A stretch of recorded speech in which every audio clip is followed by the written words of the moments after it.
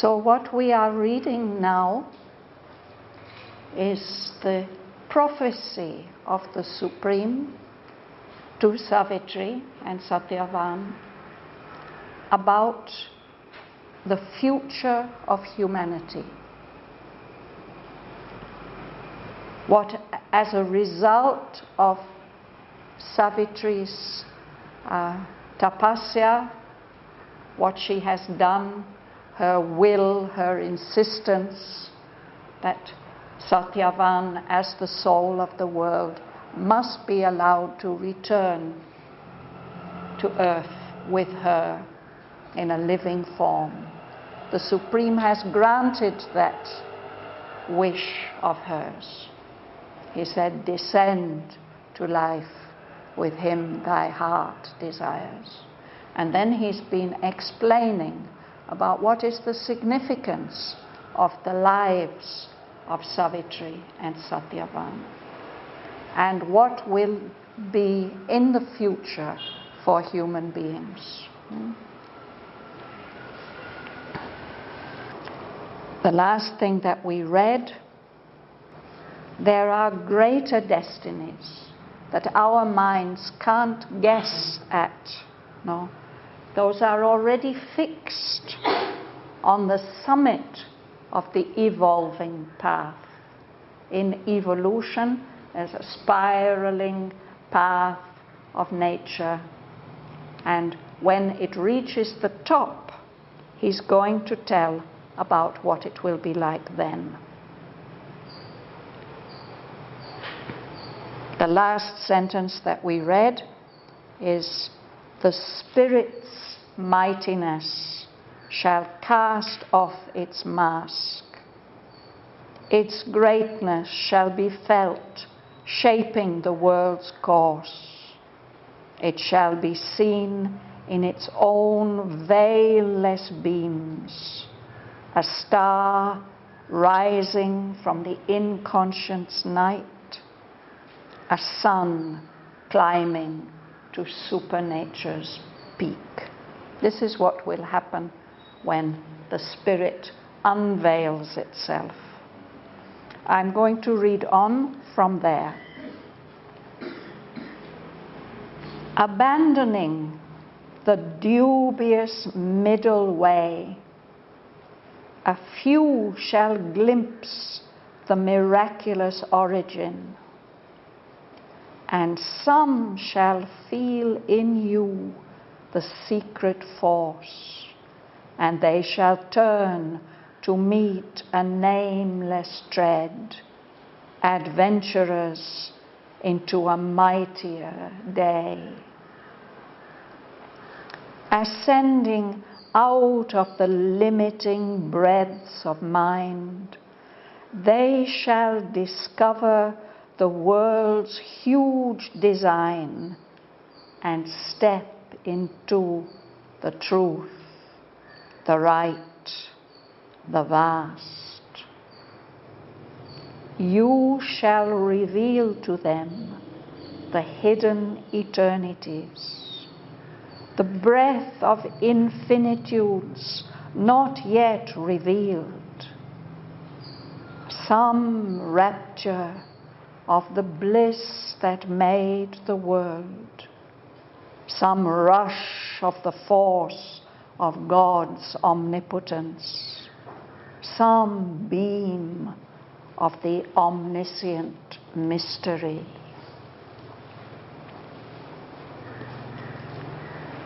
But when the hour of the divine draws near, the mighty Mother shall take birth in time, and God be born into the human clay in forms made ready by your human lives.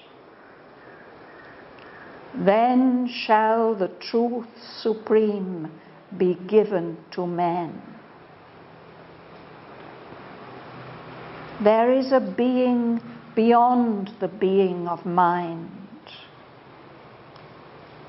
an immeasurable, cast into many forms, a miracle of the multitudinous one. There is a consciousness mind cannot touch, its speech cannot utter, nor its thought reveal. It has no home on earth, no center in man, yet is the source of all things thought and done, the fount of the creation and its works.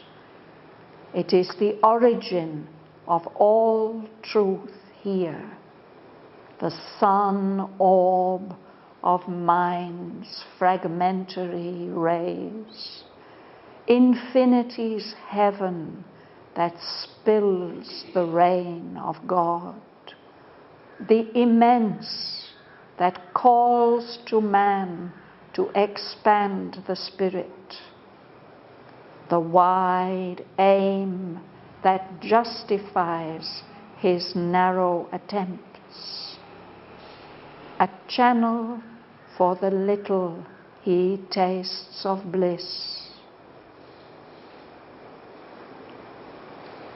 Some shall be made the glory's receptacles and vehicles of the Eternal's luminous power. These are the high forerunners, the heads of time, the great deliverers of earth-bound mind, the high transfigurers of human clay, the firstborn of a new supernal race. The incarnate dual power shall open God's door. Eternal supermind touch earthly time.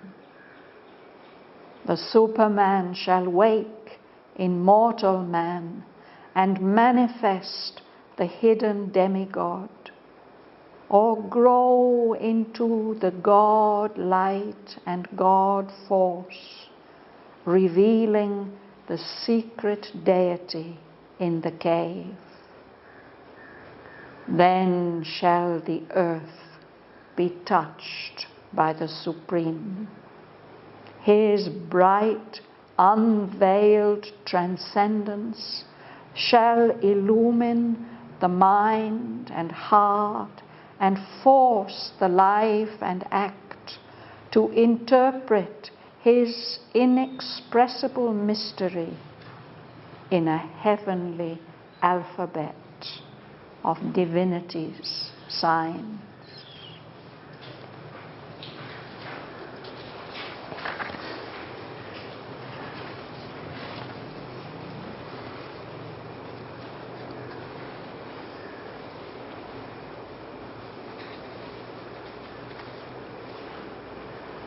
Last week we read about how it will be on earth when mind still moves in a half light and the human heart only knows human love and life is a stumbling and imperfect force and the body counts out its precarious days. No?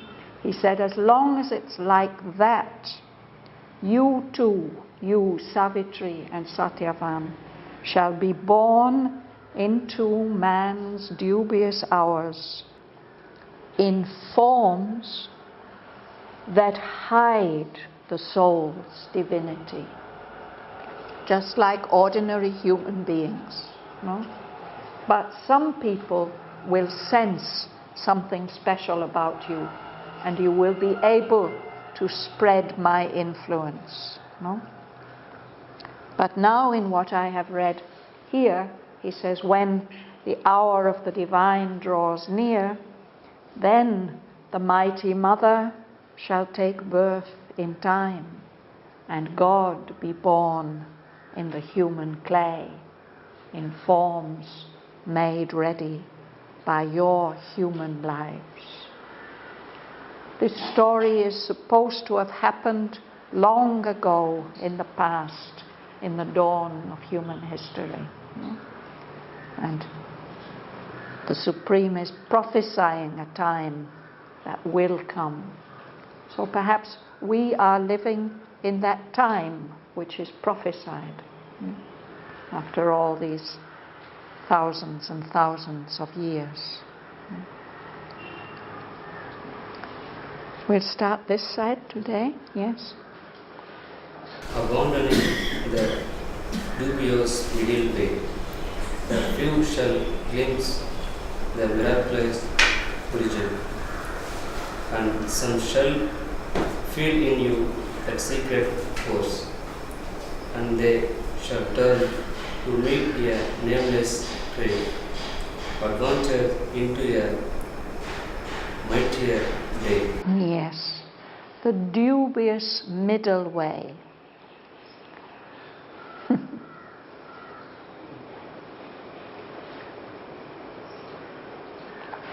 We human beings are advised sometimes by teachers to stick to the middle way, to avoid the extremes. You know? And in a sense, we are here on Middle Earth, between the lower depths and the higher heights. But what is being said is that because of your influence, Savitri and Satyavan, a few people will abandon that doubtful, unclear, uncertain middle way. A few people will glimpse the miraculous origin, the beginning of things, no? And some few people will feel in you, Savitri and Satyavan, they will feel the secret force of the divine, and they'll turn from that middle way to meet some other a nameless tread. Tread is when you put your foot on the ground, no? They will hear some other footsteps that are not treading the middle way, that are treading another way, and they will follow that tread, adventurers into a mightier day. Adventurers are brave people who decide to go where others have not gone, to try the unknown, to do the unknown, discover the unknown. So because of your influence, a few people will feel something and decide to abandon this dubious middle way that the human beings are treading and take another step, another way. Yes, Don. Sorry, I'm so late. No, go ahead. It's about dubious middle way. Yes. And I understand the word middle way now, but why it's dubious in my mind. Yes, Aurobindo uses this word quite a lot in Savitri about our human condition, in which we are not sure of anything. No? So everything is doubtful and uncertain to us. We don't know where it is going, where it has come from, why we are here. It's full of doubt. Something that is full of doubt is dubious. Yeah? Now you start, yes. Ascending out of limiting breath of mind, they shall discover the world's huge design and step into the truth, the right, the vast. Yes. So this is these adventurers, these few who will abandon the middle way, and they will rise, ascending, rising out of the limiting breadths of mind. Mind can be quite broad and wide. interested in many, many different things. But he says, even those breadths are limiting. So these few, they will rise up out of the limits of mind, and they will discover the world's huge design, the plan. What is all this for? Why are we here? Why have we been born? Where is it going to? We can't discover that very easily in mind. If we rise above mind, then we can see this plan, this huge design of the world. And they will even be able to step into the truth, the right, the vast. This is the world that the Vedic rishis aspired for. The world of truth, and the world of right knowledge and right action, the world of vastness, unlimited vastness. That was the state of consciousness and existence that the Vedic rishis aspired to. So he's saying that through your influence, a few people will be able to do this.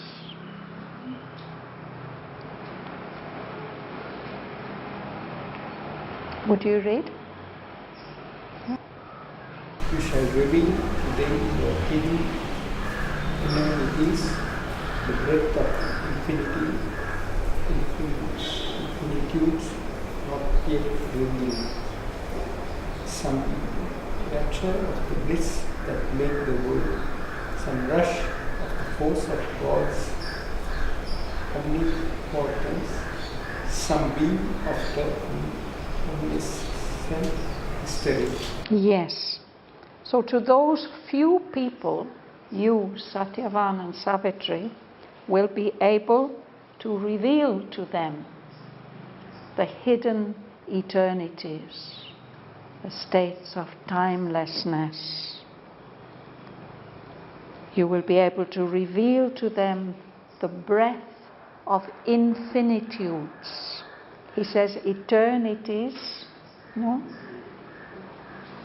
Infinitudes is instead of infinities, many different infinities that have not yet been revealed. You'll be able to show them some rapture of that bliss that made the world. This world has been created out of bliss. We were reading about it yesterday in the Life Divine, that the origin is bliss, and the purpose and the meaning is bliss, and the end will be bliss.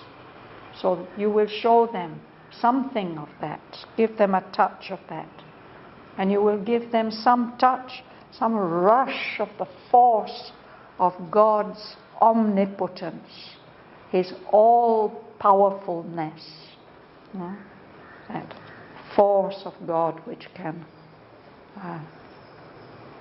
achieve what seems to be impossible. And you will show them some beam of the omniscient mystery. There's a mysterious reality that knows everything, that has access to all knowledge.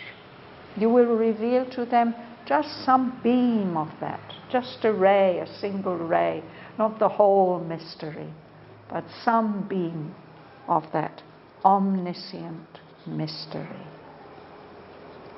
That's what you will be doing as long as human mind is moving in a half-light. In the ordinary human state that we are in now. But he says, this is what comes next. Mila. But when the hour of the divine draws near, the mighty mother shall take birth in time, and both be born into the human clay in forms made ready by your human lives. Yes.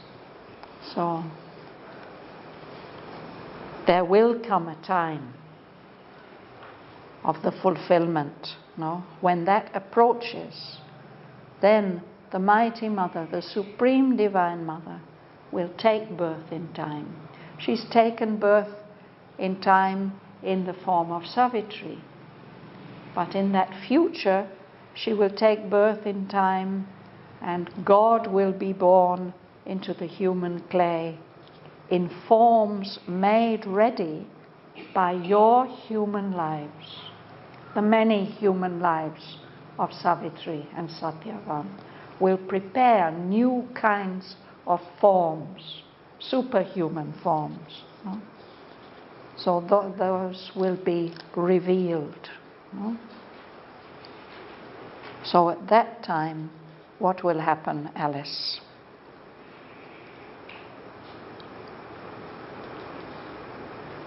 Have you got the place, Alice? Yes. Then shall the truth supreme be given to men. There is a being beyond the being of mind, an immeasurable cast into many forms, a miracle of the multitudinous one. There is a consciousness mind cannot touch, its speech cannot utter, nor its thought reveal. So at that time, when you, Savitri, are born as the Mighty Mother, and Satyavan is born as the Divine in the human clay, in forms that have been prepared by your many human lives, then the supreme truth will be given to humanity, not just to a few, but to humanity in general.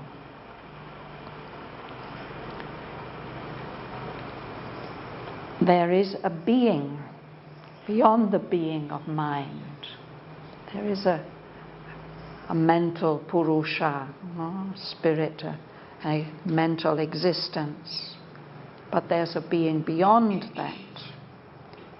That is an immeasurable being. It's beyond all limits. But that immeasurable being pours itself into many different forms. Cast, this is the word that we use for making bronze statues, for example. That the bronze is made liquid and then it's poured into a mold. So it's as if the forms of nature are molds into which the immeasurable being pours himself.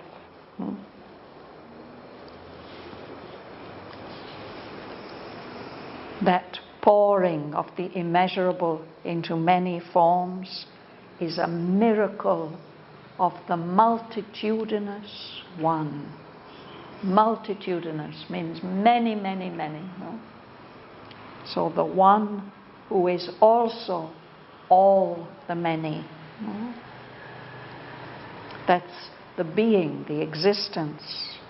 But there's also a consciousness that belongs to that being, a consciousness that the mind cannot reach. That consciousness is unknowable to the mind. We can't say anything about that unknowable, that ineffable. Our speech cannot utter it, and our thought can't reveal it. Sarojini. It has no home on earth, no sentry in man, yet is the source of all things thought and done, in the fount of the creation and its works. It is the origin of all truth here, the sun of mind's strength attachmentary rise. Yes, let's pause there. That being and that consciousness has no home yet on earth. It doesn't have any center in man. We have read about the chakras, the centers of consciousness. Each of them opens up to a different universal plane. But so far, for that consciousness, there's no center yet in man. But still, that being and that consciousness is the source, the origin of everything that is thought and done here in the world. It is the fount, like a fountain from which the creation and all the activities and action of the creation has come out of that fount. It is the origin of all truth here in the material world. The sun orb of mind's fragmentary rays. An orb is a sphere. A sphere, he says, like a sun, full of light and heat and energy. So that immeasurable, that unknowable, is like the orb, the complete sun, from which the rays of light that we receive in our minds come from. These are just fragmentary rays. They're not even complete rays. They're broken up. What we get are just glimmerings of the light of that full, complete sun of divine existence. Shraddhavan, is sun always a single word? Yes. Single word. I mean, it's two words that he's put together. Sun is one word and orb is another word, and he's put them together with a hyphen. I think that in Sanskrit poetry this is done a lot, and Aurobindo uses this method also throughout Savitri to bring two different ideas, concepts together. So he continues with the description. Tone. Infinities heaven that spills the rain of growth, the immense that calls to man to expand spirit, the right aim that justifies his narrow attempts, a channel for the little tastes of bliss. Yes. So that miracle of the multitudinous one, that immeasurable, it is the immense, the fact that that immensity exists calls to man, even drives man to expand the spirit. That's the push or the drive that makes us want to widen and grow deeper and greater. And that source and origin is the wide aim. It's not just a tiny little point that we are aiming at. Our human life is aiming at something immeasurably rich and vast. No? It is the wide aim that justifies all our narrow little attempts. Everything that we try to achieve, every effort that we make is somehow being justified by that wide aim to which everything is moving. And that greatness, that origin, is also the channel for the little that we human beings taste of bliss. Bliss is a divine state, but something in us is always longing for that ananda, that perfect delight. We get little tastes of it, and those little tastes of bliss they come to us from that origin. It channels some drops of bliss towards us.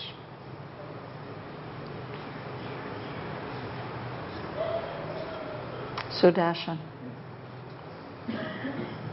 Some shall be made the glory's receptacle and vehicle of the eternal luminous power.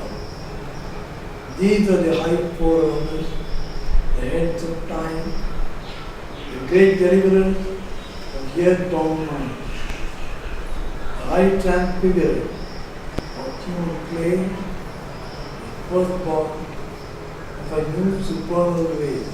Yes. So he says some people will be made receptacles, means a vessel, a holder for that glory, that divine glory. They will be made vehicles, like the chariot, instruments of the eternal's luminous power, full of light. So these people, they are the ones who go in front, the high forerunners. They are the leading edge of time. They are the ones who will deliver the earth-bound mind, the mind that is so focused on the material world, the earth-bound mind. They will set it free. They will be able to transfigure the human clay. That means to change even the substance of our bodies. Change it into something luminous and powerful. Those few people will be the firstborn of a new supernal race. A race higher, much higher than humanity. These are perhaps what Mother has called the surhomme, which can be translated as over men, beyond men, surhomme. That she said, in January 1969, she had the experience that the consciousness of the surhomme had descended on the earth. And after that, for several months, she was speaking to Huta about this new consciousness. And in March of 1969, she gave the message that about Auroville, that Auroville wants to be the cradle of the surhomme, the superman. So these are these forerunners who will be the transition between the human race and the supermind. Is there any connection between these minds and Ashwapati's and the new creation? What Ashwapati experiences is in vision, in trance. He's carried in trance and he's shown the new creation. And what he is shown has to be brought down to the earth. So Savitri and Satyavan are going to be the ones who will do that. This is not yet a description of that new creation. That is such a wonderful part of Savitri. It describes the ideal state and the ideal society that we dream of. Something in us is always dreaming of that. But when he sees all that, then he's also shown, look at the poor earth, what a state that is in. So how to make the connection. And that is why he prays to the Supreme Divine Mother, won't you send someone, embody yourself to move it all forward. So that is Savitri's mission, to bring the new creation into fulfillment on the earth. Yeah. Shraddhavan? Yes. Does Aurobindo say that there is a separation between heaven and earth? There's a what? A separation, that it's... Well, that was what Death was always telling to Savitri. These are two opposites. How can they ever meet? But she said, no, it's not like that. There's this golden ladder. There's this connection. Humanity is moving forward to these higher and higher states. And humanity has come from there. It will also return to there. He doesn't accept this idea of a separation, of a final separation. Of course, now we feel, oh, the heavens are so distant. But something in us knows what they are like. When we read his description, then we say, oh, yes, that's what we are all longing for. So the high forerunners will come, and also others will come. Gumsun. The incarnate dual power shall open past door. Eternal supermind touch earthly time. The Superman shall wake in mortal man and manifest the hidden demigod, or grow into the God life and God force, revealing the secret deity in the cave. Yes. So the incarnate dual power. This is the mighty mother and God, if you like. The mighty mother shall take birth in time, and God be born into the human clay in forms made ready by your human lives.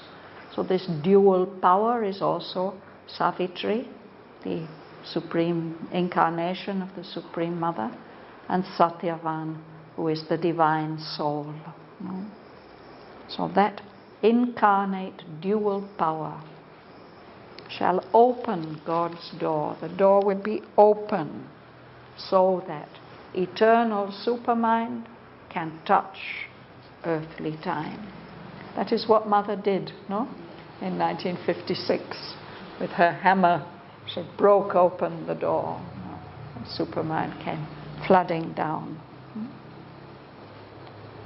So then, that Superman, that next higher species, shall wake up in mortal men, in human beings, and he will manifest the hidden demigod, the half-god who is hidden within human beings. Or he will himself grow, be transformed into the God light and the God force, revealing the secret deity, that hidden divinity in the cave, in the heart cave, in the subliminal, hidden away, has to be revealed. Kamala. Then shall the earth be touched by the Supreme, his bright, unveiled transcendence, the little mind. The mind and the heart enforce the life and act, to interpret his inexpressible mystery. In the heavenly alphabet of divinity's signs. Here we say divinities. Divine, we say, but when we add something else on the end, it becomes divinity, like infinity.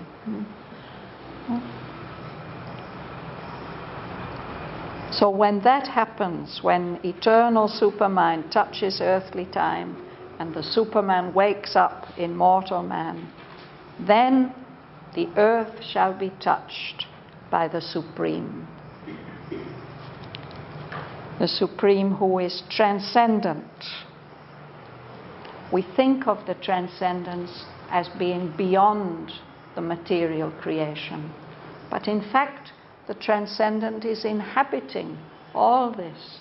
He's present in every subatomic particle of all this. So when the earth is touched by the Supreme, then that his transcendence, his state of being beyond all limitations of time and space and form, that will all be unveiled, and it will light up the mind and the heart and force the life and act to interpret his inexpressible mystery in a heavenly alphabet of divinity's signs. The mind and heart and life and act will be forced to interpret the inexpressible, ineffable mystery of the transcendent, of the Supreme. It will have to get interpreted, translated into another language. Not this language of material forms, but a heavenly alphabet of the signs of divinity, the signs of the divine presence in everything.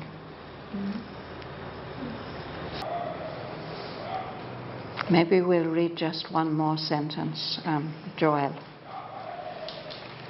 His living cosmic spirit shall enring, annulling the decree of death and pain, erasing the formulas of the ignorance, with the deep meaning of beauty and life's big sense, the being ready for immortality, his regard crossing infinity's mystic waves, bring back to nature her early joy to live, the metered heartbeats of a lost delight, the cry of a forgotten ecstasy, the dance of the first world-creating bliss.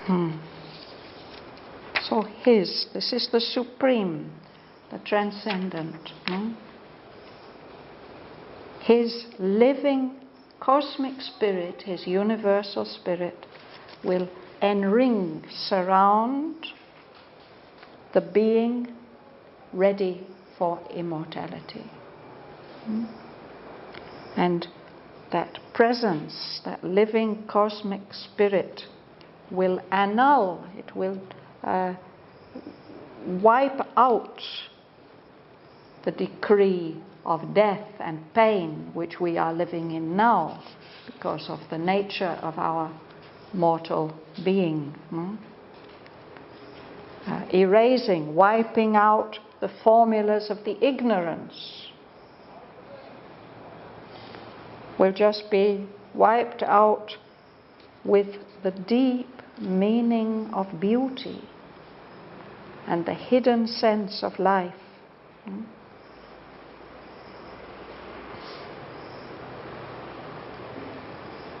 So all this will be given to the being that's ready for immortality. And the regard, the look of the transcendent, crossing infinity's mystic waves, all the way from the transcendence into our earth, it will bring back to nature her early joy to live, the original delight of nature, and when at the beginning of the creation. It'll bring back to her the metered heartbeats, the rhythmic heartbeats of a delight which she seems to have lost now. The cry of a forgotten ecstasy and the dance of the first world-creating bliss. We've seen statues of that dance, no? This is the ecstatic dance of Shiva. with his movements, bringing all this creation into existence.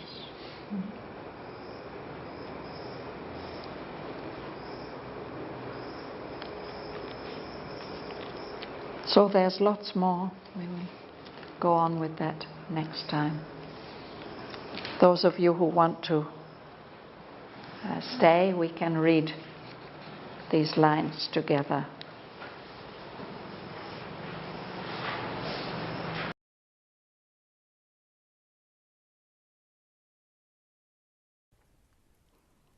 Abandoning the dubious middle way, a few shall glimpse the miraculous origin, and some shall feel in you the secret force, and they shall turn to meet a nameless tread, adventurers into a mightier day. Ascending out of the limiting breadths of mind, they shall discover the world's huge design and step into the truth, the right, the vast. You shall reveal to them the hidden eternities, the breath of infinitudes not yet revealed, some rapture of the bliss that made the world, some rush of the force of God's omnipotence, some beam of the omniscient mystery.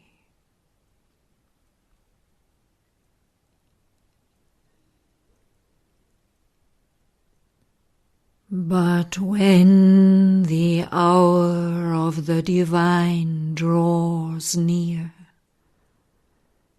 the mighty Mother shall take birth in time, and God be born into the human clay, in forms made ready by your human lives. Then shall the truth supreme be given to men. There is a being beyond the being of mind, an immeasurable cast into many forms, a miracle of the multitudinous one. There is a consciousness mind cannot touch, its speech cannot utter, nor its thought reveal.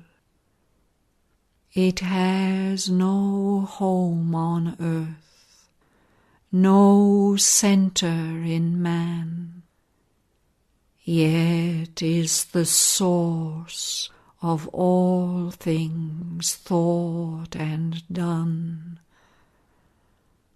the fount of the creation and its works. It is the origin of all truth here, the sun orb of mind's fragmentary rays.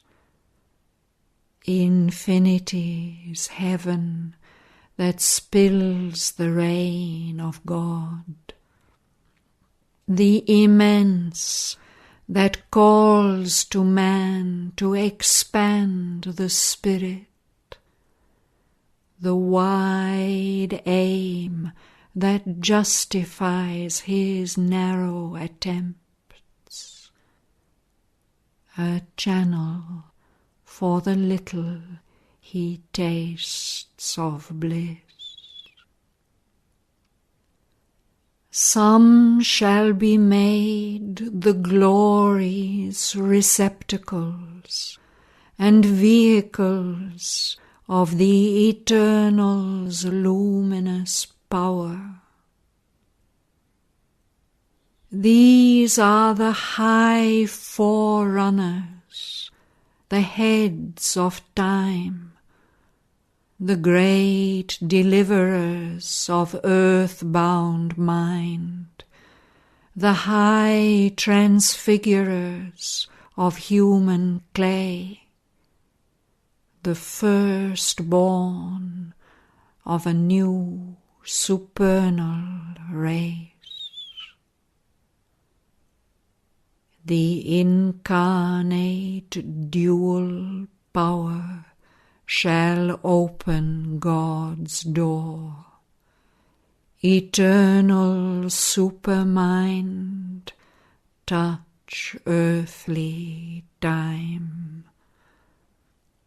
The Superman shall wake in mortal man and manifest the hidden demigod, or grow into the God-light and God-force, revealing the secret deity in the cave. Then shall the earth be touched by the Supreme. His bright, unveiled transcendence shall illumine the mind and heart and force the life and act to interpret his inexpressible mystery in a heavenly alphabet of divinity's signs.